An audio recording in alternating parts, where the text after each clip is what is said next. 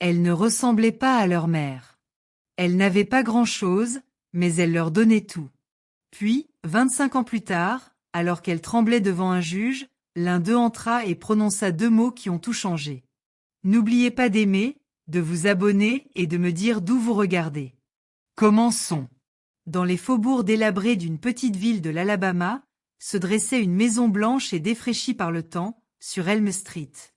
La peinture s'écaillait, le porche grinçait, mais pour 3 petits garçons abandonnés par la vie elle-même, c'était devenu le seul foyer qu'ils connaîtraient jamais. Et dans cette maison vivait mademoiselle Evelyn Carter, une veuve noire de 45 ans. Evelyn avait perdu son mari d'un cancer. Ils n'avaient pas d'enfants, et leurs maigres économies étaient enterrées avec lui.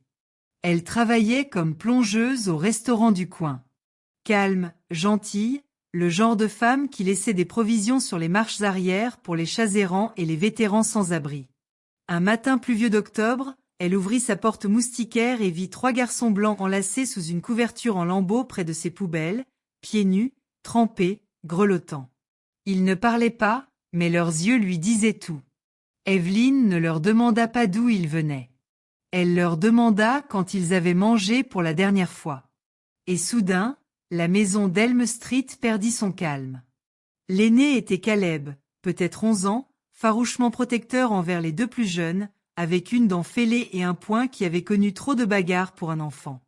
Drew, environ 9 ans, était plus calme. Son regard allait et venait, toujours calculateur, toujours effrayé. Et Jem, le plus jeune, 6 ans, suçait encore son pouce et ne parla pas les 3 premiers mois. Ils étaient frères liés par le sang et les bleus. Leur mère était partie. Leur père, plus personne ne leur posait de questions. Les services sociaux les avaient abandonnés. La rue était tout ce qu'ils connaissaient. Mais Evelyn était différente. Elle ne les traitait pas comme un projet. Elle les traitait comme des fils. Elle abandonna sa chambre pour qu'ils puissent tous partager la pièce la plus chaude de la maison. Elle prépara une soupe d'eau et fabriqua des chaussures avec des chutes de friperie. Quand les voisins murmurèrent « Pourquoi garde-t-elle ces garçons blancs ?» Evelyn, la tête haute, répondit « Les enfants ne choisissent pas leur couleur. Ils ont juste besoin de quelqu'un pour les aimer, pas vrai ?» Les années passèrent. Caleb se battait. Drew se fit prendre à voler. Jem parlait à peine, mais suivait Evelyn partout, imitant son fredonnement et finissant par lire les Écritures à ses côtés le dimanche matin. Ils grandissaient. Mais le monde n'était pas toujours tendre avec les garçons au passé difficile. Un soir d'été, Caleb rentra ensanglanté. Il avait frappé un homme qui avait insulté Evelyn devant le magasin. Evelyn ne le gronda pas. Elle se contenta de rager jusqu'aux jointures et murmura « La haine est forte, mais l'amour est plus fort encore. » À 16 ans, Jem souffrait de diabète, d'arthrite et avait à peine de quoi payer ses factures. Mais les 3 garçons faisaient des petits boulots. Ils ne la laissaient pas lever le petit doigt. Puis, un par un, ils partirent. Caleb s'engagea dans l'armée. Drew déménagea à Chicago.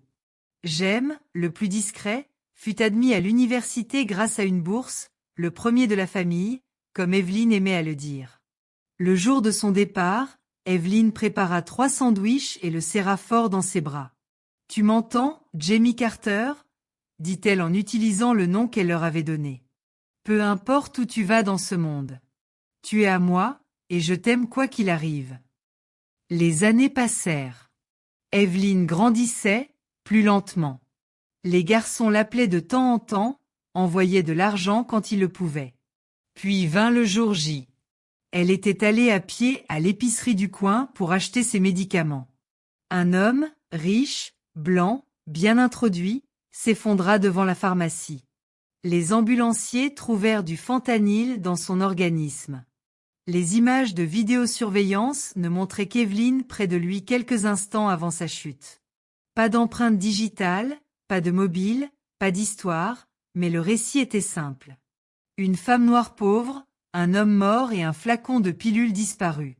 C'était tout ce dont ils avaient besoin. Elle fut arrêtée. La salle d'audience était froide. Evelyne était assise en silence. Son avocat commis d'office parlait à peine. Aucune famille n'était venue. Aucun garçon en vue. On aurait dit que le monde l'avait oubliée. Le procureur l'a traitée de voleuse, de menteuse, de femme n'ayant rien à perdre. Et lorsque le verdict de culpabilité a retenti dans le hall, Evelyne n'a pas pleuré. Elle a juste murmuré « Seigneur, si c'est mon heure, gardez mes fils où qu'ils soient. » Jour de la sentence. Prison à vie, peut-être la mort. Le marteau du juge a plané. Puis une voix, « Votre honneur, si vous me le permettez. » Un hoquet emplit la salle lorsqu'un homme de grande taille s'est avancé. Costume propre, barbe soignée, les yeux humides de fureur et de douleur. « Je suis Jamie Carter », a-t-il dit. Elle n'a pas fait ça. Elle ne pouvait pas. Le juge a haussé un sourcil. Et qui êtes-vous pour parler? Il s'est avancé. Je suis le garçon qu'elle a sauvé de la mort dans une ruelle. Je suis celui à qui elle a appris à lire. Celui avec qui elle a veillé toute la nuit pendant mes crises. Je suis le fils qu'elle n'a pas mis au monde, mais qu'elle a élevé avec tout ce qu'elle avait. Et j'ai des preuves. Jem a sorti une clé USB de sa poche. Des images de sécurité d'un immeuble voisin. Plus claires, plus nettes. Le véritable coupable était révélé. Le neveu du pharmacien avait versé quelque chose dans le verre de la victime avant même l'arrivée d'Evelyne. La salle d'audience retint son souffle. Le juge ordonna une suspension d'audience. Puis, dans un éclair, des larmes, des applaudissements. Evelyne ne bougea pas. Jusqu'à ce que Jem, désormais un avocat pénaliste reconnu, accourut vers elle, tomba à genoux et lui prenne la main. « Tu ne pensais pas que j'avais oublié, si ?» murmura-t-il. Ce soir-là, les journalistes envahirent sa pelouse. Les voisins s'excusèrent. La pharmacie ferma, mais Evelyne n'avait pas besoin des gros titres.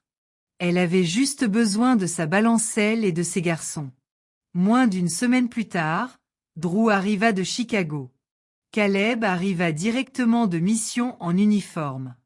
Et les revoilà, 3 hommes adultes assis à table comme des enfants.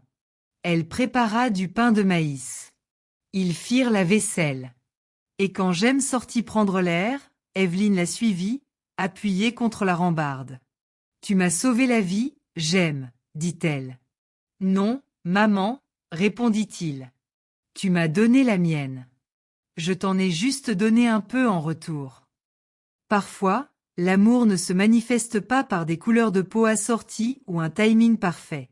Parfois, il se manifeste par des garçons brisés et une foi empruntée, et se termine par un miracle judiciaire.